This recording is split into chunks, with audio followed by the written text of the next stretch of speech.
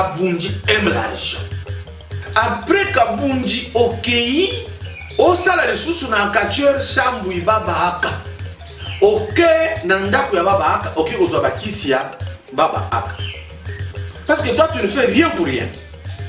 Yo Kabunji alesa. Au côté la paix, les kinangai, Jésus le roc. Kabunji yo telemelaka muluba moko kuna na komina Kishasa ke amelaka retrovirote pona sida okobiki saye. Tokenda yo ye nangai na ndako na yo zalaka pembeni ya fleuve na Kinkole. Na pesi devoir na ba diminution sa Kabunji alesa po boye bakazana. Bozana papa moko za kuna koka ba pesa imutuka ba baleli mwasi na Kabunji balobi aboti mwana. Boke ne wana bosala ADN ya koka wana na mwana. Et puis botu na médecin soki façon koka oyo azali pa Kabunji akoko sala acte sexuel po abotisa mwasi. Po biso toyebi role ya koka wana. Les gardiens du temple. Merci.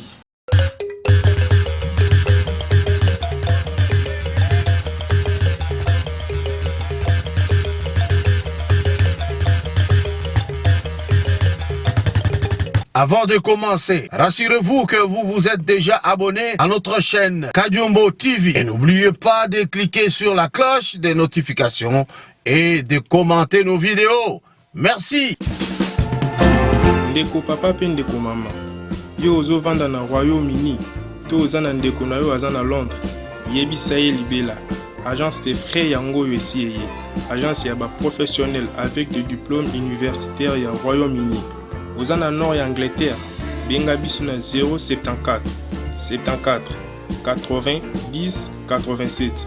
Yo zami na sud de Angleterre, benga na 074 66 70 70 40. Van ezoya tina ndaku pona kotika pe kozwa koli na yo. Olingi otinda nini? Mutuka, vélo, carton, biloko ya kolia pe biloko nyonso ya ndaku. Pas de problème. Cafrex otindi miliki na yo ekomi pe bandeko na yo bameli. Agence Cafrex ezali pona kosunga moto nyonso. Kota na site web na biso www.cafrex.com pona ozwa ba information nyonso etali ba frais. Vraiment Cafrex c'est au-delà de l'excellence. Merci Mingibo, utaki kosala fête ya Pâques. Fête ya Pâques, c'est-à-dire la résurrection du Christ. Christ est ressuscité. Donc, tant qu'on a ressuscité, c'est-à-dire, il y a d'abord, Mikumba Batutu, qui est dans le séjour de mort, et puis Dieu l'a ressuscité pour être un homme nouveau. Et puis déjà, à partir de Wana, vous allez vous rappeler l'histoire d'Engeza relatée dans la Bible, que il n'était plus encore physique comme ça, Simbayen, physique, ainsi de suite. Et ça, Babylone, on va analyser plus tard pour te besoin d'engager. Ce qui a à retenir, parfois, quand on a une analyse sur la Bible, noir à Silikaka Makasi,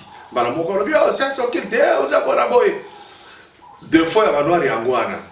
Aucune analyse dans la vie, aucun souci, c'est tout, il mène la vie comme ça. Et puis, Nazo Bunda, pour que je puisse croiser le professeur Yawidi, après ça, quand on a un livre, où il s'allait procès à la société, franchement, il m'avait autorisé de l'exploiter, mais j'aimerais plutôt exploiter une mission. Il est professeur à l'IPEN, il va se rappeler, il m'avait remis son livre na Bandalungwa. Merci beaucoup, professeur. Je veux passer vous chercher afin que nous ayons un programme. Il y a ça la émission parce que au fond, le Congolais a un problème. Même, j'insiste, si on est un Congolais, on analyse la Bible, c'est fini. Les Blancs avaient compris ça. Il avait compris ça. N'étant au monde ici, mentalité on a beaucoup na yango, beaucoup na ba église, na église qu'on a beaucoup sakarana bino. Parce que même des pasteurs comprennent que vous, ce que vous aimez, c'est ça. Vous ne raisonnez jamais, vous n'analysez jamais, et vous dites, quand quelqu'un vous fait une analyse sur la Bible, vous commencez à dire, bon, ça la philosophie wana. Vous ne définissez même pas ce que signifie la philosophie. Dans la théologie, la philosophie est un cours à haute pondération parce qu'ils savent que Nzambe azalaka place moko te azo yebisa mutu moko écrit comme ça. La Bible n'est pas une dictée. Ce sont des hommes qui ont écrit des faits réels qui se sont passés. Ce sont des hommes qui ont imaginé aussi des scènes, ils ont mis là-dedans. Ce sont des hommes qui ont été traversés par une pensée, ont écrit. Par exemple, écrire sur Yoshua, qu'on appelle Jésus, et ça va oyo bazaraki na yeboye bakomaki. Et ça va musu lokola baluki bayokaki lisolo bakomaki. Et ça va musu par exemple Moïse, il a rêvé quelque chose, il a écrit, mais dans les rêves il n'y a pas de témoin. C'est ainsi que mon akomaki Genèse Boanaboye. En fait, il faut arriver à analyser. C'est très important. Et puis, on a acte des apôtres que les Béréens, ils faisaient des recherches, ils vérifiaient. Alors, ce qui fait qu'aujourd'hui, nous avons deux secrets. Secret à Liboso, les assure Kabundu Alessa, Oyo Asakari, le chef de l'État. Secret à Mibale, vous avez sur le président Fachi Moko. Les lots deux, et Sili. N'a pas eu de problème. Kabundu Alessa, Ayebingai, Ngapena Ebiyi. Bino Bandimenaye, bon, fin après émission, Nayebi ba Congolais Negetozali, surtout nous. Tolingaka, Kopler na Lukuta. Et chez les chrétiens, quand le pasteur Bangonde est honnête, le pasteur Moussou est honnête. Chez les chrétiens, et pas la Bangonde est Fanda, à Sorena Bango, accueilli. Chez les chrétiens, c'est l'église la plus divisée et subdivisée. Pourquoi? Beaucoup de charlatans, bakoti na kati. Kabundu Alessa nalanda ki nengo zoloba profession ana. D'abord un zaya lukuta okosi na ibio bien. Yabi balé kango ajouté que ce n'est pas pour les $100. C'est là que tu m'as énervé. Les qui n'ont ibio bien. Tu venais chez moi, tu t'asseyais dans mes chaises chez moi à la maison, me suppliant. Na sala tu oyeba na Kinshasa. Et ngainde na sala ki vidéo oyeleka ki na Op TV pendant 4 mois.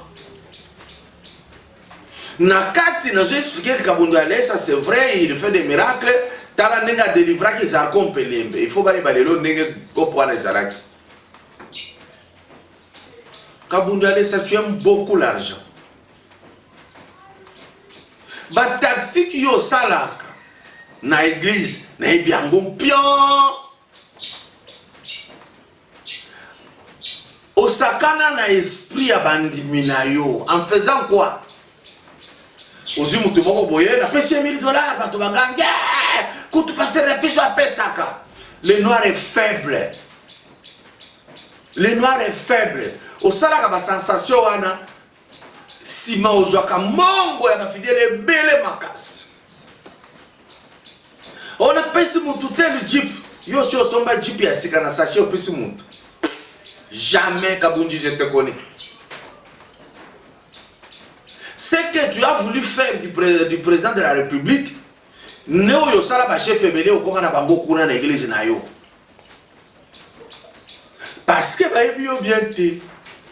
Kabundu abandaka na muntu. Ala kisige nenga ligi nzambe. Au même moment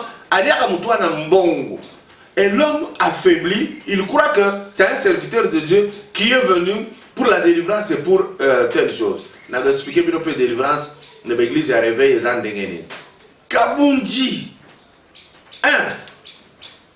Tant qu'on a zouaka yo po sambela na beau frère nangai.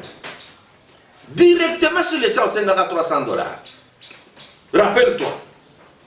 Parce que toi, tu ne fais rien pour rien. On t'avait donné $300. Suite, tu n'as pas Kabundu Alessa, tu t'intéresses seulement à bateau en bon, à bateau minene. Bandimina yo se boa mayel bo observer pasteur Nabino. Olingi bateau a lokumu makasi basa la pembeni na yo. Olingi bateau en bon basa la pembeni na yo.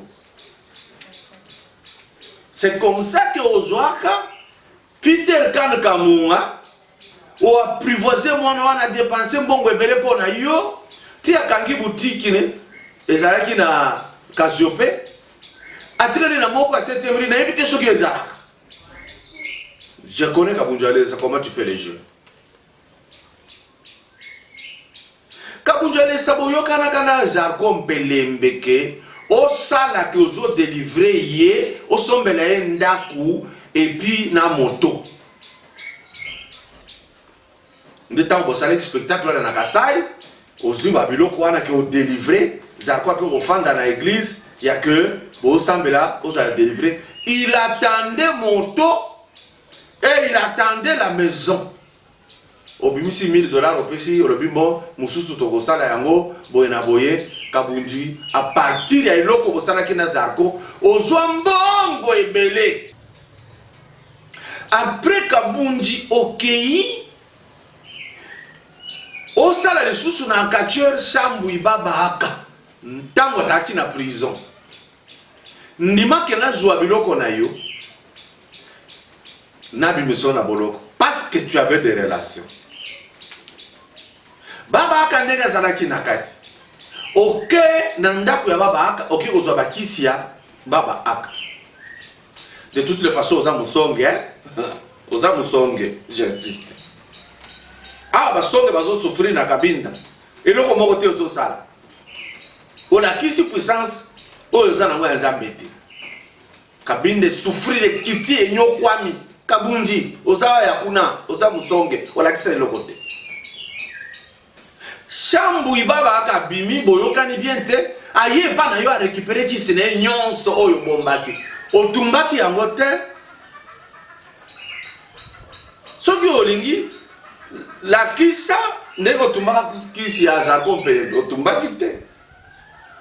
Je sais olongwe na mbushiba yo yeki Kinshasa, tu es venu me rencontrer na salle liyo image ya liboso intitulé na wezaraki Bankumba Bambu di Bana, c'est-à-dire bato babotaka te balokoti bana osala coopération ofandi batielo bana pembeni ebele na yebi koma batransmettraka bana na naturel ya Nzambe te na mosusu na yebi yango. Tango sali yango kabunji na ba image na salelaki yo na kei Lubumbashi, j'étais à l'hôtel Jolieti. C'est mon jeune frère et mon autre député. Zarko Mpelembeke ko talanga na salaki émission na ye. Et puis alobi vieux kabunji makamwa sali ngayo toyokanaki. Nga nazoke ndekishasa na bebisango. Na yebisi Zarko tika ko bebisa te. Lokola na yebili kamoyo na kokende kosola na kabunji. Na zui avion nazoke na Kishasa na yebiso kabunji futa mbongo ya Zarko Mpelembeke. Pamba te boko bebana. Et puis futa pe ya ngai, ponga pe na ko bebisa. Nde tango yebisa Peter Kan Kamunga afuta ngai. Na zana costume oyo pe ya bimisaka apesi ngai gestation. Kabunju alesa Zarko Mpelembeke mati avion aye na Kinshasa. Na bandal. Na sololi na Zarko. Na bizarko. Kobe bisana note. Et si kazole là, et c'est l'église wana. Parce que l'église a réveillé belé et ça aventure. Kobe bisana note. Na ye na ebiso kabunji bongi sana Zarko ye. Zarko aye o bongi sopesi mbongo. Et puis on manipulé ye lisusu muke. Asali pe témoignage mususu ya lokuta kaka l'église na yo tango zaki kota kalamu. Po ba yeba ke ya solo délivraka ye. Faux ofutaka ye mbongo. Zarko ava kende ye to monani na bimbo. Lokola futa ki yanga pesa futi. Totika ye tranquille za makamu na ye. Parce que ba noir congolais mawamengi. Si vous souffrez, ezali ka mwanzambe te. Batu nini obo réfléchir akate. Beaucoup mintu na te ke passer na biso batu nini oyo ye azana bango tout le temps. Kabunja le savanture no suka ki wana te ukende ki osa l'aventure pa edingwe. Edingwa réclamaka yo. Oyebi yango? Tu es allé osa la même aventure. Yo na signalé batu pasteur na bino alukaka batu ya mbongo, batu alokumu Pour ça la marketing na ye, allez bien bon. C'est comme ça. Yo kabunjo alesa. Au côté la paix, les kinangai, Jésus le roc. Yo le karabatu ambongo. Pour les $100. Oui, yo c'est ça. $100. Bande konangai.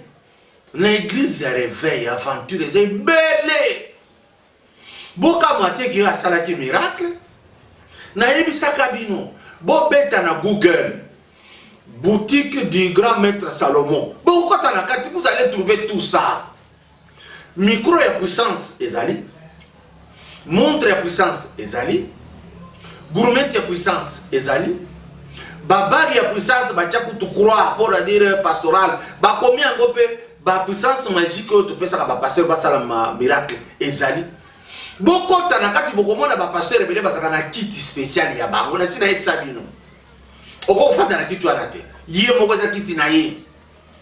Bako bo fanda lokola ba roi comme la Bible décrit, Jésus-Christ est assis dans la chaise de roi. Bango baza ba roi wa. De faux prophètes que Jésus a le baka bango.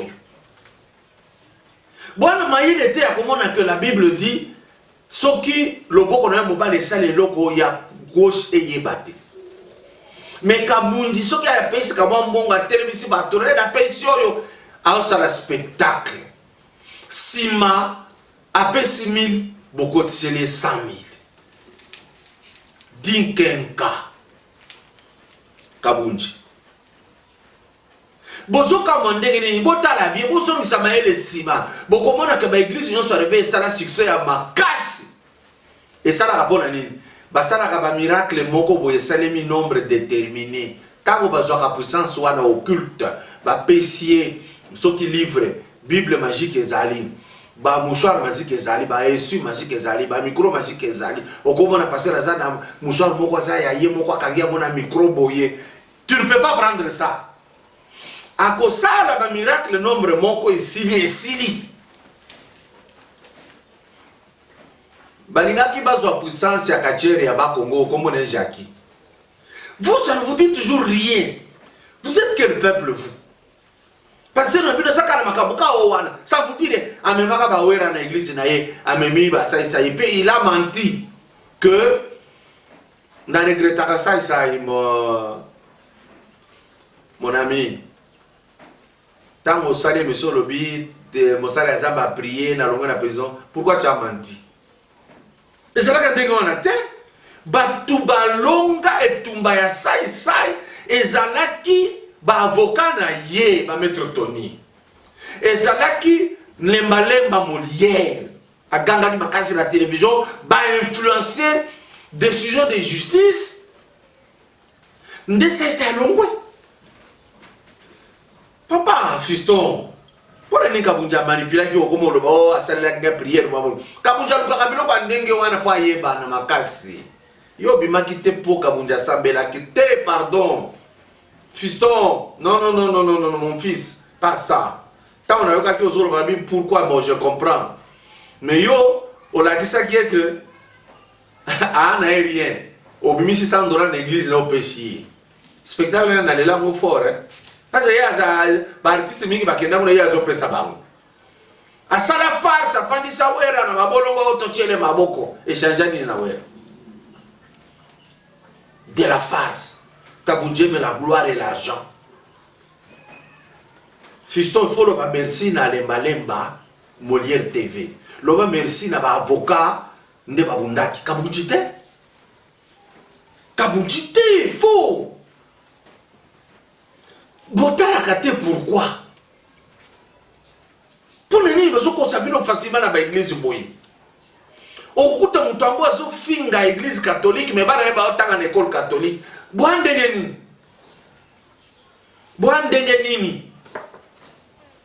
Kabunji aime l'argent. Kabunji yo telemelaka muluba moko kuna na komina Kishasa ke amelaka retrovirote pour na sida okobiki saye. Tokenda yo ye na ngai na ndako na yo zalaka pembeni ya fleuve na Kinkole. ndako na soki komi awa zamba ya fleuve bandi tipo na akufa obikisa ete olingi yo sala ba sensation obikisa ete akufa. Ndeko papa pe ndeko mama yo ozovanda na Royaume-Uni to oza na ndeko na yo aza na Londres yebisa ye libela agence de frais yango yo esi eye agence ya professionnel avec des diplômes universitaires ya Royaume-Uni. Oza na nord ya Angleterre benga biso na 074 74 80 10 87. Yo ozwami na sud ya Angleterre benga na 074 66 70 70 40. Van ezoya tina ndako mpona kotika pe kozwa koli na yo. Olingi otinda nini? Mutuka, velo, carton, biloko ya kolia pe biloko nyonso ya ndako. Pas de problème. Cafrex otindi miliki na yo ekomi pe bandeko na yo bameli. Agence Cafrex ezali mpona kosunga moto nyonso. Kota na site web na biso www.cafrex.com mpona ozwa ba information nyonso etali ba frais. Vraiment Cafrex, c'est au-delà de l'excellence.